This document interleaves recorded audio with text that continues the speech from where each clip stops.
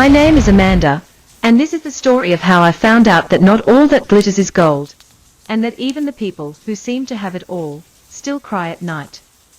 I grew up in Umualecha village, where everything was small, small houses, small dreams, small chances. My family didn't have much. My mother sold firewood, and my father worked on people's farms just to feed us. Most days, we ate only once. But even with our struggles, there was one family in our village that stood out, the Obiagos. They had everything. The father was a big man who traveled to Lagos. He had money, land, and people feared him. Their compound had a tall gate, the only gate in our village, in fact. The walls were painted cream and gold, and their generator always hummed at night when the rest of us used lanterns or moonlight. But what caught my eye most was Adaora, their only daughter. She was 16, the same age as me, but our lives were nothing alike.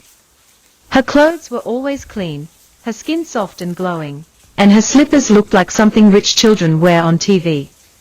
She never carried water. She never farmed. She just walked past every morning, perfume following her like a shadow. And every time she passed, I watched her. Deep inside, I wanted to be her friend. Not because I was jealous, but because I thought she must be the happiest girl in the world. I used to wonder, what does a rich girl like Adaora even worry about? What can make her cry when she has everything? I remember one particular day. It was market day. I had followed my mother to help her carry firewood to sell. I was sweaty, tired, and covered in dust. Just then, I saw Adaora walking with her auntie. She wore a fine red gown, her braids fell neatly down her back, and her phone, yes, she had a phone, peeked from her bag. As they walked past, she smiled at me. My heart beat fast.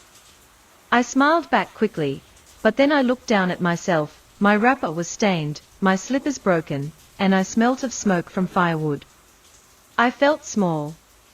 That night, I told my mother, "Mama, if only I was born into a rich family like the Obiagos. Life would be sweet." My mother paused. She looked at me and said something I didn't understand at the time. My daughter, rich people also cry. You just don't see their tears." I laughed. "Mama, you're just saying that to make me feel better." But that same week, something happened. Something that made me realize that my mother was right. And that was the day everything changed between me and Adaora.